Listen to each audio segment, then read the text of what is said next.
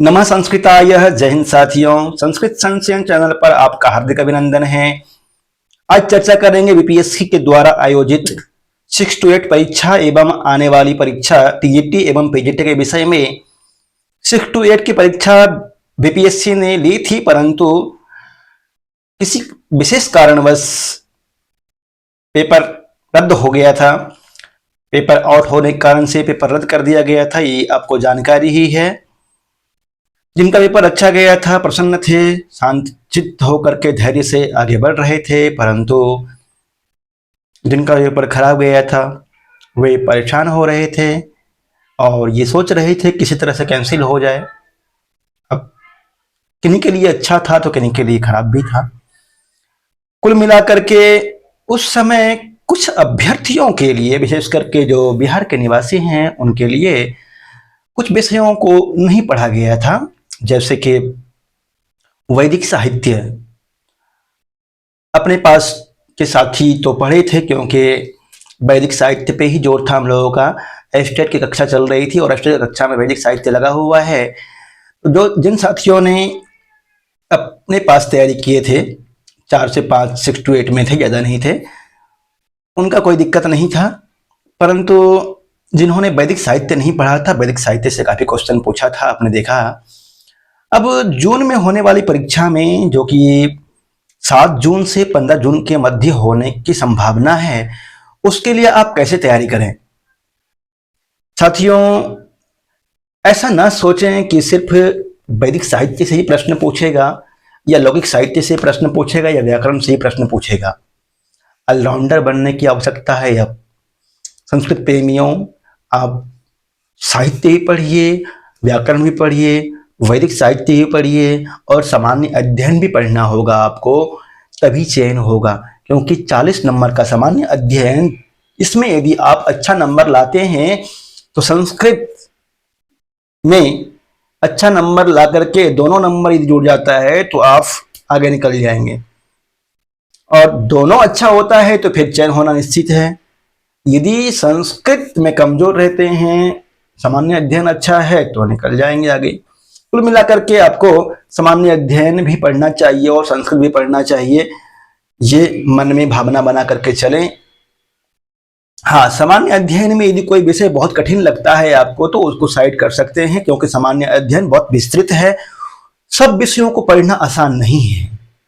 पुनरअपि सामान्य अध्ययन को बिल्कुल साइड नहीं कर सकते हैं। लौकिक साहित्य पढ़ें, वैदिक साहित्य पढ़ें, शब्द रूप, धातु रूप कितना याद किए हैं। और मैं आपको बता देना चाहता हूं कि जो एस्टेट में पाठ्यक्रम है, बिहार एस्टेट में टीजीटी और पीजीटी के लिए, उस पाठ्यक्रम को अच्छी तरह से तैयारी कर लेते हैं आप, तो बीपीएससी की परीक्षा में आपको कहीं परेशानी नहीं होगी। 6 to 8, 9, 10, 11, 12 में कहीं परेशानी नहीं होगी। आपने देखा भी होगा, अपने चैनल पर उपलब्ध है, वहां से देख सकते हैं। एस्टेट के पाठ्यक्रम को संपूर्णतः पढ़ाया गया है, यहां से आप देखकर तैयारी कर सकते हैं। और यदि तैयारी कर रहे हैं आप, तैयारी चल रही है आपकी अच्छी, स्वयं तैयारी कर रहे हैं या किन्हीं किन्हीं के निर्देश में तैयारी कर रहे हैं, तो बहुत शानदार।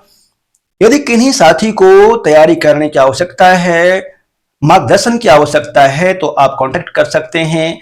संस्कृत संचयन के साथ में मिलकर तैयारी कीजिए और अपना चयन सुनिश्चित कीजिए। संस्कृत संचयन एप्लीकेशन भी है, वहां से भी आप तैयारी कर सकते हैं।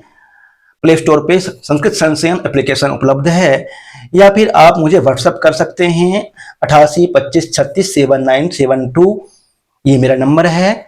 इस पे कॉल कर सकते हैं या व्हाट्सएप कर सकते हैं। विधिवत तैयारी करवाई जा रही है, प्रतिदिन टेस्ट एवं कक्षा प्रारंभ है, आप जुड़कर लाभ ले सकते हैं।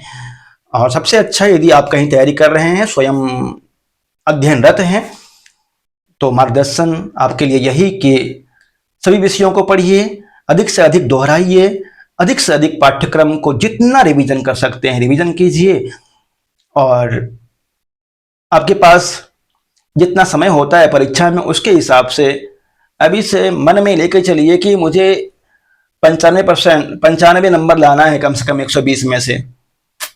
ये लक्ष्य लेके चलेंगे, तब जाकर के उस समय परीक्षा में आप 80, 85, 90 नंबर तक ला पाएंगे। लक्ष्य हमेशा बड़ा रखना चाहिए।